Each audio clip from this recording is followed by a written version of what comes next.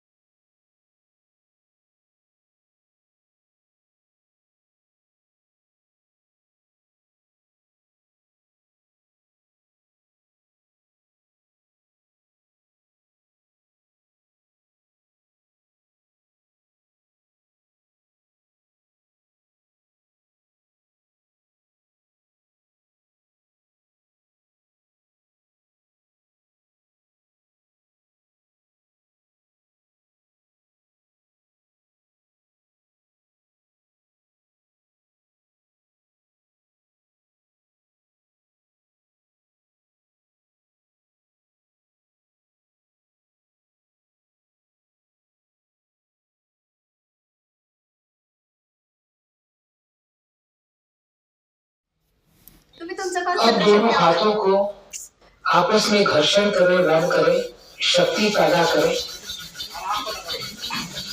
और अपने हथेली को चेहरे पर रखें और अपनी आंखों को हथेली के अंदर खोले और बंद करें, फिर खोले और अपने हथेली को धीरे से अपने पैर पर रख लें।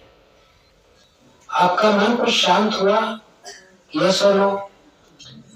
अब इस शांत मन से आप जब भी शिक्षक की बात सुनेंगे, शिक्षक की बात आपको ज्यादा समझ में आएगी और आपके मेमोरी में स्टोर हो जाएगी। और आप जब एग्जाम में प्रश्नों का उत्तर देने बैठेंगे तो आपकी मेमोरी आपको आंसर सप्लाई करेगी।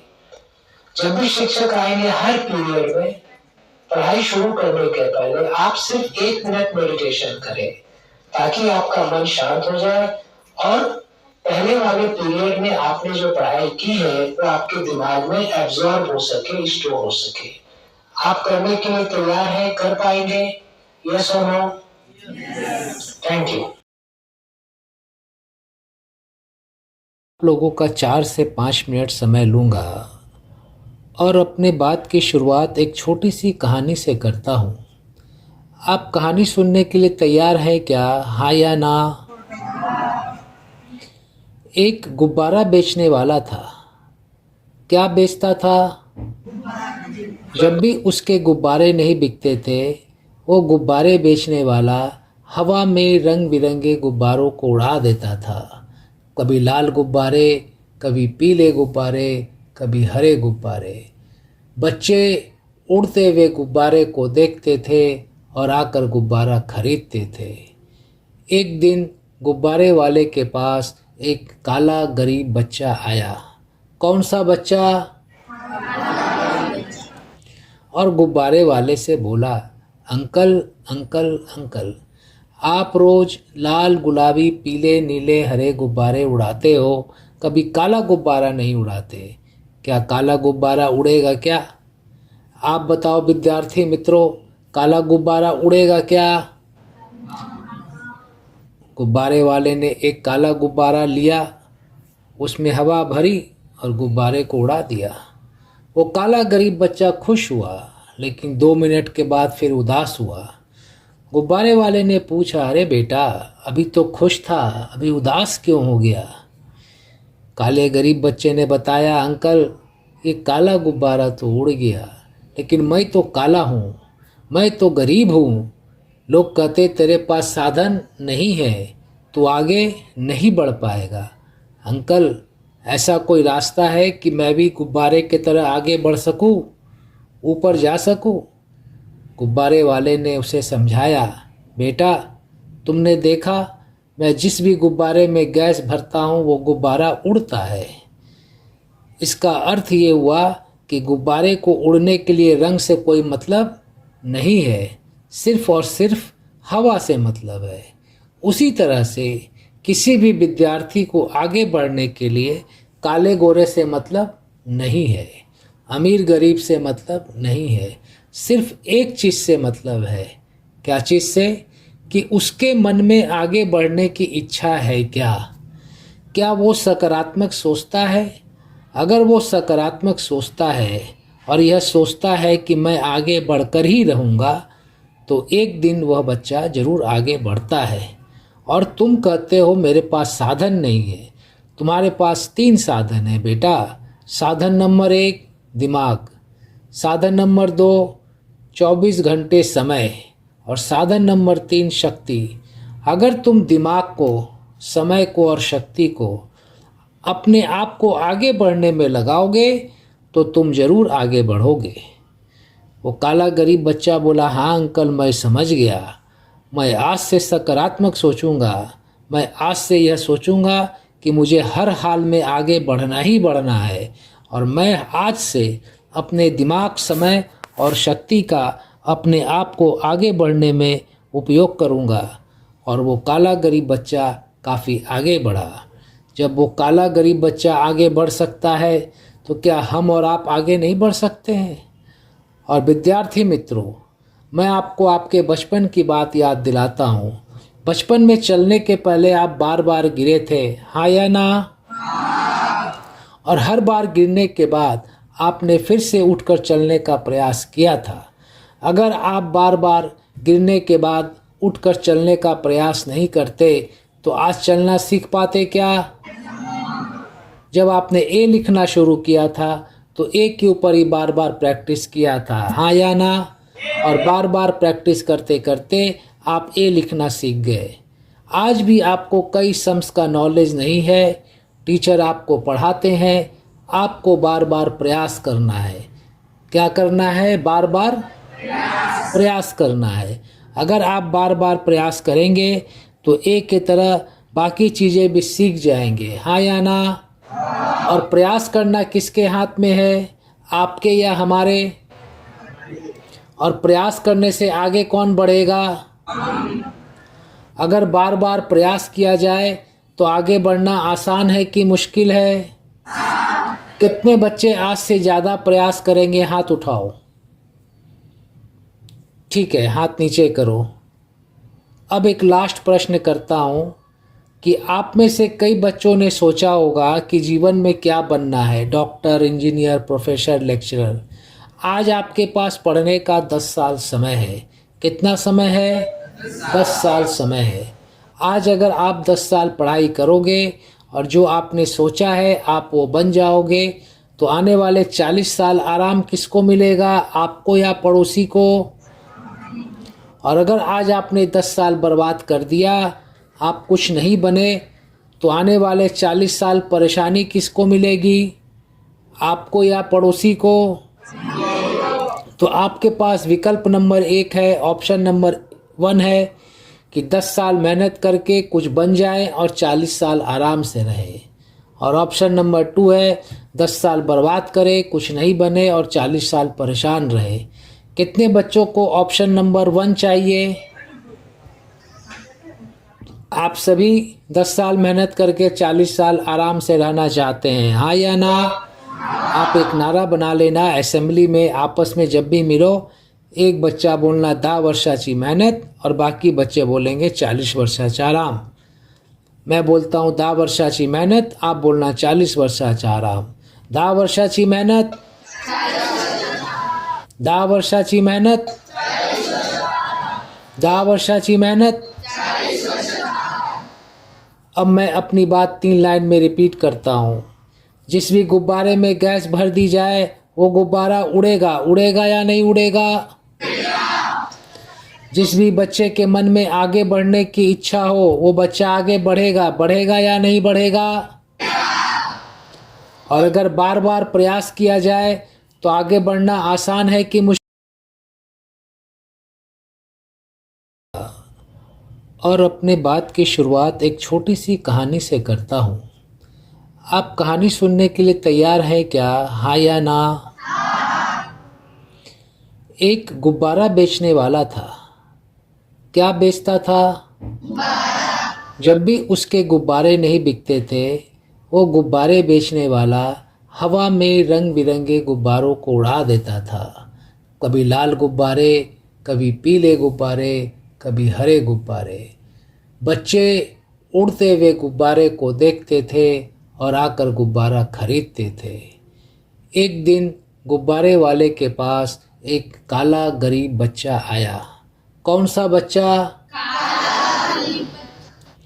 और गुब्बारे वाले से बोला, अंकल अंकल अंकल, आप रोज लाल गुलाबी पीले नीले हरे गुब्बारे उड़ाते हो, कभी काला गुब्बारा नहीं उड़ाते, क्या काला गुब्बारा उड़ेगा क्या? आप बताओ विद्यार्थी मित्रों, काला गुब्बारा उड़ेगा क्या? गुब्बारे वाले ने एक काला गुब्बारा लिया, उसमें हवा भरी और गुब्बारे को उड़ा दिया। वो काला गरीब बच्चा खुश हुआ, लेकिन 2 मिनट के बाद फिर उदास हुआ। गुब्बारे वाले ने पूछा, अरे बेटा, अभी तो खुश था, अभी उदास क्यों हो गया? काले गरीब बच्चे ने बताया, अंकल ये काला गुब्बारा तो उड़ गया, लेकिन मैं तो काला हूँ, मैं तो गरीब हूँ। लोग कहते तेरे पास साधन नहीं है, तू आगे नहीं बढ़ पाएगा। अंकल, ऐसा कोई रास्ता है कि मैं भी गुब्बारे की तरह आगे बढ़ सकूँ, ऊपर जा सकूँ? गुब्बारे वाले ने उसे समझाया, बेटा तुमने देखा, मैं जिस भी गुब्बारे में गैस भरता हूँ वो गुब्बारा उड़ता है।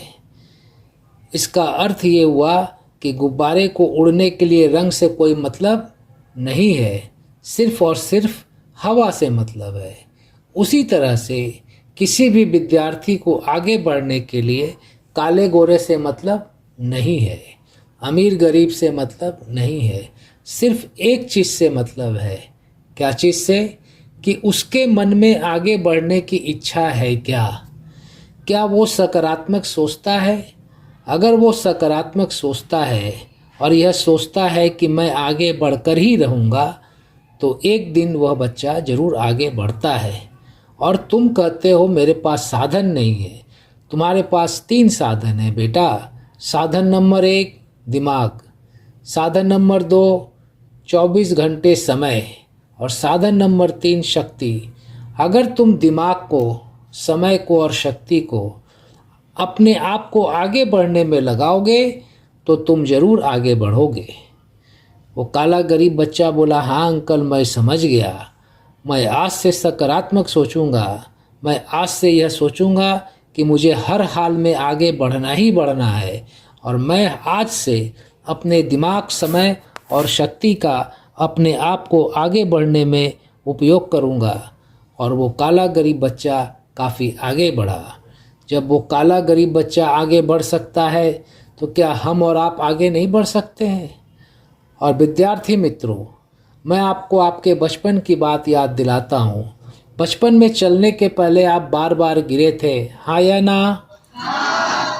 और हर बार गिरने के बाद आपने फिर से उठकर चलने का प्रयास किया था। अगर आप बार बार गिरने के बाद उठकर चलने का प्रयास नहीं करते तो आज चलना सीख पाते क्या?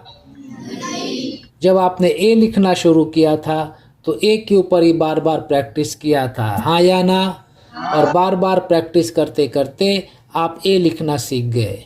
आज भी आपको कई सम्स का नॉलेज नहीं है, टीचर आपको पढ़ाते हैं, आपको बार बार प्रयास करना है।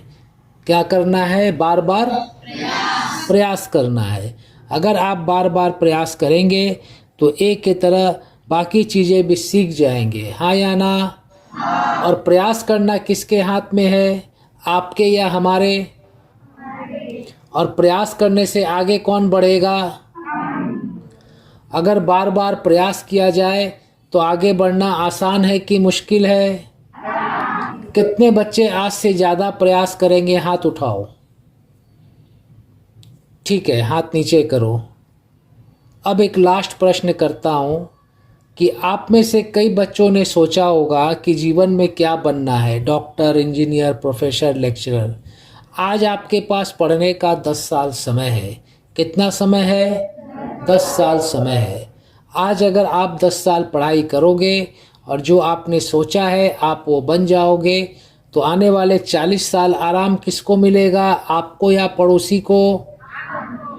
और अगर आज आपने 10 साल बर्बाद कर दिया, आप कुछ नहीं बने, तो आने वाले 40 साल परेशानी किसको मिलेगी, आपको या पड़ोसी को? तो आपके पास विकल्प नंबर 1 है, ऑप्शन नंबर 1 है कि 10 साल मेहनत करके कुछ बन जाए और 40 साल आराम से रहे। और ऑप्शन नंबर 2 है 10 साल बर्बाद करे, कुछ नहीं बने और 40 साल परेशान रहे। कितने बच्चों को ऑप्शन नंबर 1 चाहिए? आप सभी 10 साल मेहनत करके 40 साल आराम से रहना चाहते हैं, हाँ या ना? आप एक नारा बना लेना, असेंबली में आपस में जब भी मिलो एक बच्चा बोलना 10 वर्षाची मेहनत और बाकी बच्चे बोलेंगे 40 वर्षाचा आराम। मैं बोलता हूँ 10 वर्षाची मेहनत, आप बोलना 40 वर्षाचा आराम। 10 वर्षाची मेहनत, 10 वर्षाची मेहनत, 10 वर्षाची मेहनत। अब मैं अपनी बात 3 लाइन में रिपीट करता हूँ। जिस भी गुब्बारे में गैस भर दी जाए वो गुब्बारा उड़ेगा, उड़ेगा या नहीं उड़ेगा? जिस भी बच्चे के मन में आगे बढ़ने की इच्छा हो वो बच्चा आगे बढ़ेगा, बढ़ेगा या नहीं बढ़ेगा? और अगर बार बार प्रयास किया जाए तो आगे बढ़ना आसान है कि मुश्किल है? और 10 साल की मेहनत के बदले 40 साल का आराम मिलता है, सस्ता है या महंगा है? आप सभी तैयार हैं?